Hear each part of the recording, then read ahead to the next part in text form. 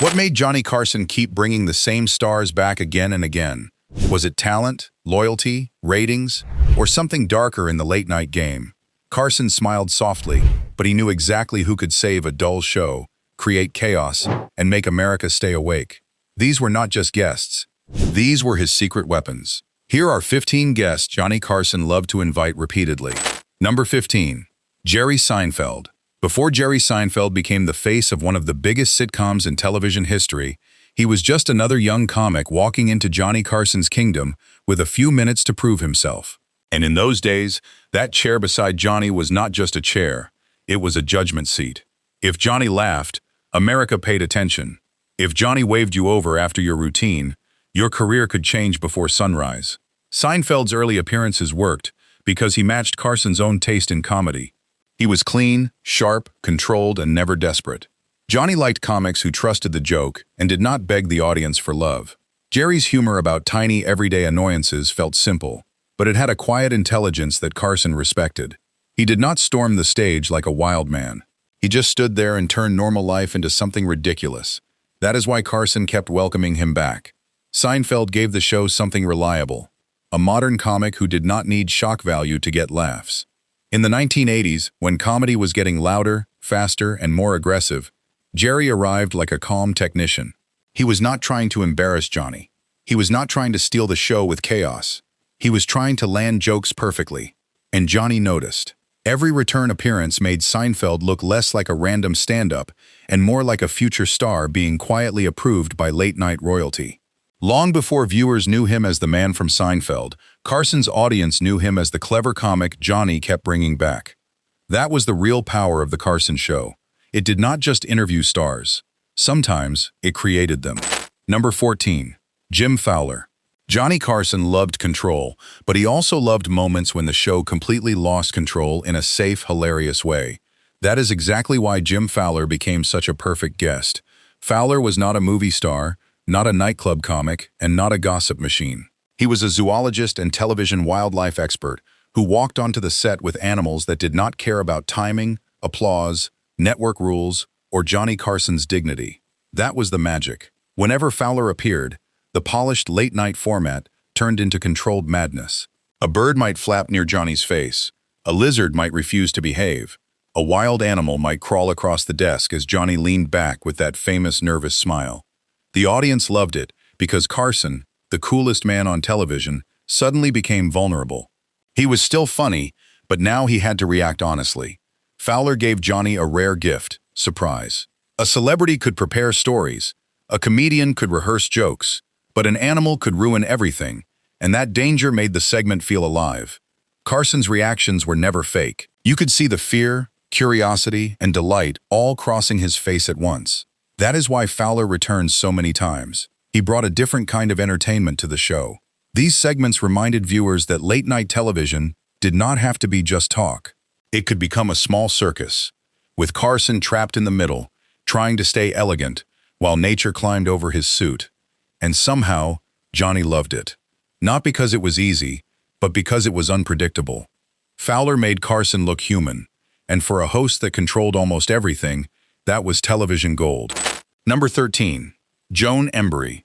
If Jim Fowler brought wildlife adventure to Johnny's desk, Joan Embery brought animal chaos with charm, confidence, and a touch of danger. She became one of the most memorable recurring guests because she knew exactly how to balance education with entertainment. She could explain an animal calmly while Johnny looked like he was seconds away from jumping out of his chair. Carson's animal segments with Embery were famous because they exposed one of his funniest sides, the brave coward. He wanted to be interested. He wanted to ask smart questions.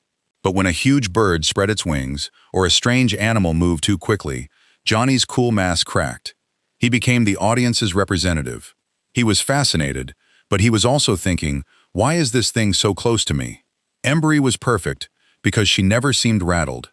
She guided the moment while Johnny reacted. That contrast made the comedy natural. She was calm, he was suspicious. She trusted the animal. He trusted nothing. The result was not a normal interview. It was a scene. Johnny kept inviting her back because these appearances were guaranteed to create unforgettable television. They also softened the show. After sharp monologues, political jokes, celebrity interviews, and comedy sets, an animal segment gave the audience something innocent, but still wildly entertaining. And Embery understood Carson's rhythm. She did not overpower him. She gave him space to be funny. She let the animals create the tension and let Johnny turn that tension into laughter. That is why her visits became part of the Carson legend. She did not just bring animals to late night. She brought out one of Johnny's most human and hilarious reactions. Number 12. Rodney Dangerfield. Rodney Dangerfield and Johnny Carson were a perfect late-night match because Rodney walked in with a character America instantly understood, the man who got no respect. But the funny thing is, on Carson's stage, Rodney got plenty of respect. Johnny knew a comedy machine when he saw one, and Rodney was built for quick, explosive laughs. Dangerfield did not need long stories. He did not need emotional setup. He fired jokes like bullets. One line, laugh. Another line, bigger laugh. Another line, even bigger. His nervous energy, tugging at his tie, widening his eyes, acting like the whole world was against him, made him unforgettable. Johnny loved performers who could wake up the room fast, and Rodney could do that within seconds. There was also something old school about him. Rodney felt like he came from smoky clubs, tough crowds, and late-night survival. He did not look polished in the Hollywood way. He looked like a man who had been insulted by life and turned every insult into a punchline. Carson understood that kind of craft. Behind the clowning was discipline. Whenever Rodney sat beside Johnny after a routine, the audience already knew they were watching a man Carson trusted. Johnny did not have to push him much. He could simply ask a question and let Rodney complain, panic, exaggerate, and destroy the room with one-liners. That is why he returned repeatedly. He was dependable, but never boring. His act was familiar, yet the jokes felt fresh, because the pain behind them felt endless. Carson loved guests who knew exactly who they were. Rodney knew. He was the king of no respect, invited again and again by the king of late night. Number 11. Robin Williams. Robin Williams was not one of Johnny Carson's most frequent guests by number, but every time he appeared, it felt like someone had opened a door and let a hurricane into the studio. Johnny loved sharp timing, but Robin brought something even more dangerous: unstoppable imagination. He did not simply answer questions. He exploded into characters, accents, voices, faces, and strange little worlds that seemed to appear out of nowhere. For Carson, that could have been risky. A guest that fast could easily overwhelm the host. But Johnny was smart enough to step back when the moment demanded it. With Robin, he often became less of an interviewer and more of a delighted witness. He gave Robin room to run, then slipped in with the perfect look or short question to keep the madness moving. That is what made their chemistry so special. Robin brought chaos, but Johnny gave the chaos a frame. Without Carson, it might have felt exhausting. With Carson watching, reacting, and laughing, it became a performance America could follow. Robin's appearances also showed Carson's generosity. He did not need to be the funniest person every second. When a guest had lightning in him, Johnny let the lightning strike. That is one reason Robin became part of Carson's final Tonight Show era in such an emotional way. He represented a younger, faster, more unpredictable comedy world, but Johnny still knew how to handle him. And that is why Carson kept bringing him back. Robin Williams made late night feel dangerous again. Not cruel dangerous, not scandalous dangerous, creatively dangerous. Nobody knew what he would say next, including Johnny. And that was the thrill. Number 10. Steve Martin. Steve Martin was exactly the kind of guest Johnny Carson loved, because he was strange, brilliant, and completely in control of his own foolishness. On the surface, Steve looked silly. He wore the white suit, played the banjo, did absurd movements, and built comedy out of nonsense. But underneath it all was precision. Carson could see that. Johnny respected comedians who knew the difference between being random and being smart enough to look random. When Steve appeared on The Tonight Show, he brought a fresh kind of comedy into Carson's world. He was not just telling jokes. He was making fun of show business itself. He acted like a fake celebrity, a fake magician, a fake intellectual, a fake fool.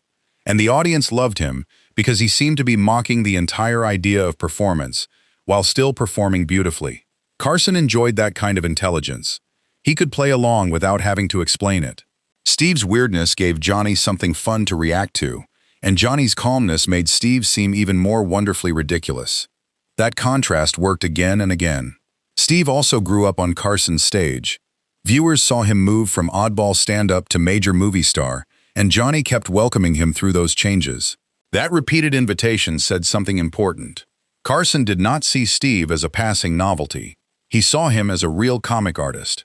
And Steve never treated the show like just another promotional stop. He came ready to perform, whether he was doing a bit, telling a story, or creating awkward silence on purpose. He understood the Carson stage. Johnny loved guests who respected the room.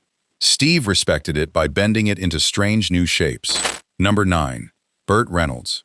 Burt Reynolds was the kind of guest who made Johnny Carson's show feel less like an interview and more like a private party America had somehow been allowed to watch. He was charming, handsome, quick, and just reckless enough to make every appearance feel like something might go off the rails. Carson loved that balance. Burt did not sit in the chair like a careful movie star protecting his image. He flirted with the audience, teased Johnny, laughed at himself, and turned promotion into play. At his peak, Reynolds was one of the biggest stars in the country, but on Carson's couch, he had the confidence to act like a mischievous friend instead of untouchable royalty. That was important. Johnny was not easily impressed by fame alone. Many famous people came through the show, but not all of them could handle the rhythm. Burt could. He knew when to lean into a joke, when to let Johnny win, and when to push the moment just far enough to make it memorable. Their famous whipped cream-style hijinks became part of Carson history because it showed a side of Johnny that viewers loved. The host dragged into silliness despite himself. Repeated invitations made sense. Burt brought glamour and laughter at the same time. He could talk movies, tell stories, and create spontaneous physical comedy without making the show feel cheap. He understood that the couch was a stage, not a throne. And Carson clearly trusted him. Burt could be wild, but he was show business wild. He knew where the line was, even when he danced close to it. That made him one of those guests Johnny could count on to turn an ordinary night into an event. Number 8. George Carlin. George Carlin's relationship with Johnny Carson's show is fascinating because Carlin changed so much over the years and Carson kept giving him space. Early Carlin was cleaner, sharper, and more mainstream. Later, Carlin became more rebellious, more philosophical, and more willing to challenge American life itself. But through those changes, The Tonight Show remained one of the great stages in his career. Carson loved stand-up comedy, but he did not love chaos without craft. Carlin had craft in every sentence. Even when his material grew more daring, there was a structure behind it. He was not just ranting. He was building arguments with punchlines. He could make language itself funny, exposing how people used words to hide foolishness, fear, and hypocrisy. That made him valuable to Carson. Carlin could deliver a routine that felt modern and intelligent without needing a huge setup. He gave the audience something to laugh at and think about. Carson, who had his own quiet skepticism about society, seemed to appreciate that edge. Carlin also represented something Carson understood very well: reinvention. The Tonight Show survived decades by changing just enough while still feeling familiar. Carlin did the same. He moved from suit-and-tie comic to counterculture voice to elder statesman of stand-up, and Carson's stage captured different versions of him. That is why his repeated appearances mattered. They were not just bookings. They were snapshots of a comedian evolving in public. Johnny kept inviting him because Carlin delivered what late night needed at its best: laughter with a brain behind it. He did not simply fill time. He made the room sharper. Number 7. David Brenner. David Brenner was one of those comedians who seemed almost built for Johnny Carson's version of late night. He was conversational, fast, observant, and easy for the audience to understand. He did not need a costume or a wild personality. He walked out, talked about life, and somehow made normal frustrations feel like breaking news. Carson liked that. Johnny's own comedy was often based on timing, reaction, and everyday absurdity. Brenner fit into that universe perfectly. He had a relaxed style that made stand-up feel like a smart friend, telling you what was wrong with the world over coffee.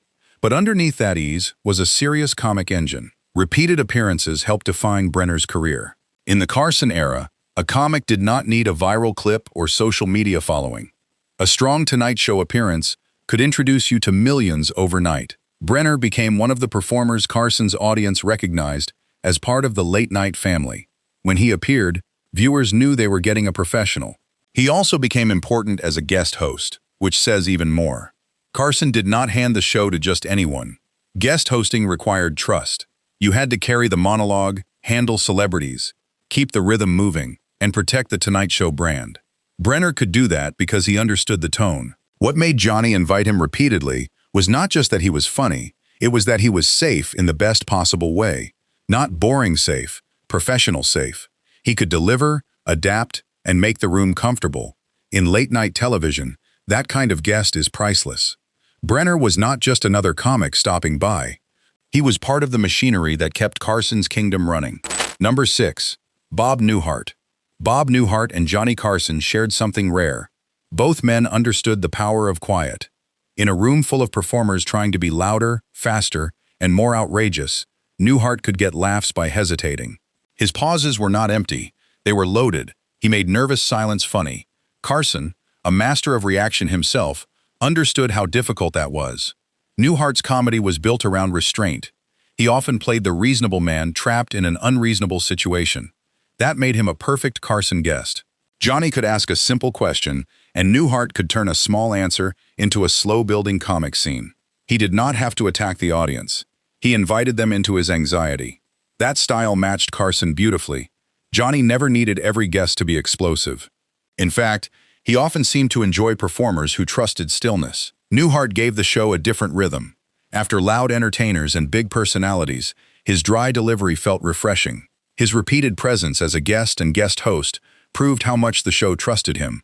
Guest hosting Carson's show was not a casual honor. It meant the network believed you could sit in Johnny's chair and not break the spell. Newhart could. He had warmth, intelligence, and a kind of comic decency that made viewers feel safe. But do not mistake quiet for weakness. Newhart was a killer on that stage. His timing was deadly because it looked harmless. Carson loved that kind of talent. He knew Newhart did not need to shout because the audience leaned in to catch every word. That is a rare power, and Johnny recognized it again and again. Number 5. Jay Leno. Jay Leno's relationship with Johnny Carson is impossible to separate from the great late-night succession drama. But before all that noise, Jay was simply a comic trying to make Johnny laugh. And he did. Leno's early Tonight Show appearances showed a stand-up who was hungry, polished, and built for mainstream television. He had the jokes, the confidence, and the work ethic. Johnny valued that.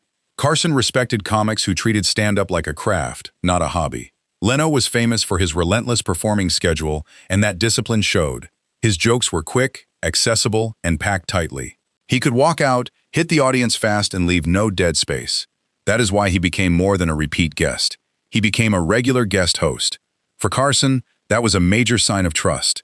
Guest hosting meant you were not just funny, you were dependable. You could protect the show while Johnny was away. Leno eventually became the man NBC placed behind the Tonight Show desk after Carson retired, a decision that created tension and controversy, especially for David Letterman. But the fact remains, Leno had been brought into the Carson system long before the succession battle exploded. What made Leno valuable to Johnny was his reliability. He was not mysterious like Carson. He was not poetic like Letterman. He was a road comic with a strong engine, ready to work every night. Carson may have been cooler, more private, and more elegant, but he understood the grind. And Leno survived because he could deliver. Johnny loved guests who came prepared. Jay Leno always came prepared. Number 4. David Letterman. David Letterman was not just another Carson guest. He was one of the few people who seemed to worship Johnny, while also pushing late night into a stranger future. Letterman's first appearance on The Tonight Show was a major turning point. He came in with a dry, awkward, off-center style that felt different from traditional show business polish. He was funny, but not in the usual way. Carson saw something in him. That mattered because Johnny could be brutally selective. A comic might get on the show once and disappear forever.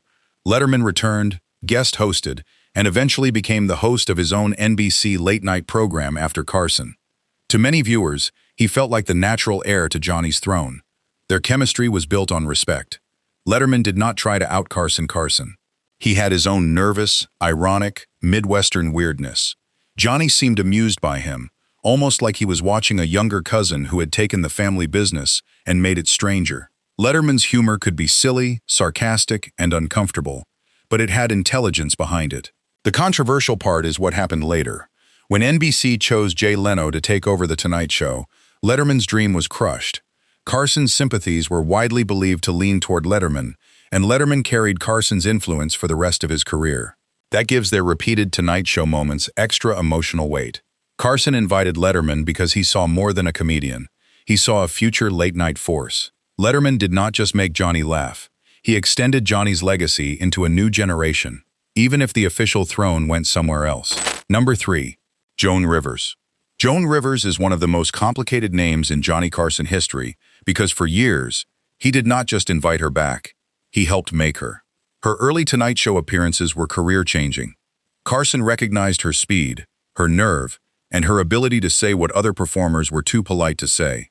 She was sharp, fearless, and dangerous, in exactly the way late-night television needed. Johnny loved guests who could wake up the audience, and Joan could do that instantly. She turned insecurity into ammunition. She mocked beauty standards, marriage, aging, Hollywood, and herself before anyone else could. Her comedy was aggressive, but it was also controlled. Carson understood that her bite was part of her brilliance. The ultimate sign of trust came when she became one of his most important guest hosts. That was not a small compliment. Sitting in Johnny's chair meant you had been accepted into the inner circle. For a female comic in that era, Joan's position was historic. She was not just visiting the kingdom.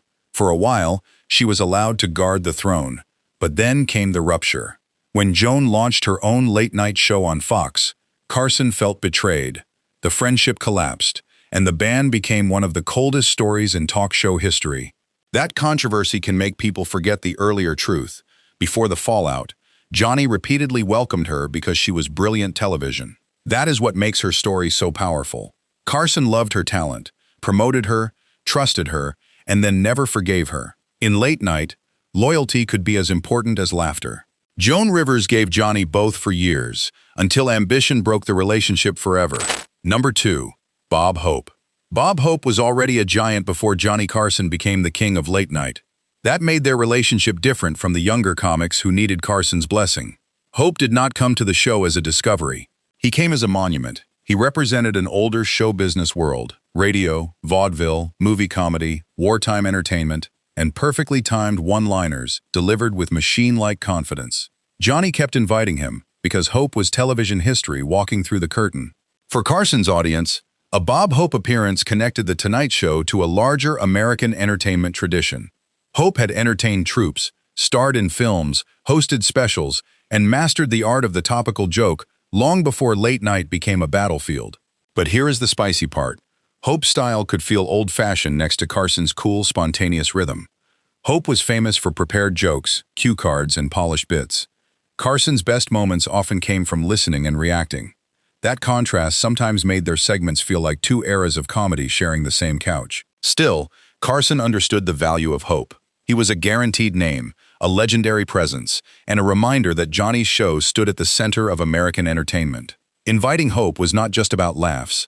It was about status. When Bob Hope came on, the show felt important. And Hope kept appearing because Carson's desk was the place where legends stayed visible. Johnny may have belonged to a newer age, but he knew enough to honor the old masters. Hope was one of them. Even when their styles clashed, the repeated invitations proved one thing. Carson knew exactly who mattered. Number 1. Don Rickles. Don Rickles may have been the perfect Johnny Carson guest because he did the one thing most people would never dare do. He insulted the king to his face, and Johnny loved it. That is why Rickles sits at the top of this list. He did not come on the show to behave. He came to create comic danger. Rickles could walk out and attack Johnny, Ed McMahon, the band, the audience, the furniture, and somehow make everyone feel included in the joke. His comedy was outrageous, but the secret was affection. The insults were sharp, yet they came with a wink. Carson understood that. He knew Rickles was not trying to destroy the room. He was trying to electrify it. Their chemistry was legendary because Johnny gave Rickles the one thing he needed: permission. Carson did not fight for control every second. He let Rickles charge around like a comic bull, then used one look, one pause, or one quiet line to bring the room back. It was a beautiful balance. Rickles brought the fire. Carson supplied the cool. One of the funniest things about their relationship is that Rickles could make Johnny seem less untouchable. Carson was elegant, private, and almost impossible to read. But around Rickles, he laughed like a man genuinely enjoying the attack. Viewers loved seeing the king get roasted and survive it with grace. That is why Carson invited him repeatedly. Rickles guaranteed energy. He guaranteed surprise. He guaranteed that the show would not feel sleepy. And in late night, that was priceless. Johnny Carson had thousands of guests, but Don Rickles was different. He was not just a guest. He was a storm Carson gladly invited back, because nobody made the throne shake quite like Mr. Warmth. Johnny Carson did not bring people back by accident. He knew who could deliver, who could surprise him, and who could make America stay up just a little longer. Some guests made him laugh. Some made him nervous. Some even broke his heart. But all of them proved one thing. On Carson's couch, repeat invitations were the real crown. Which Carson guest was your favorite? Comment below, and don't forget to subscribe.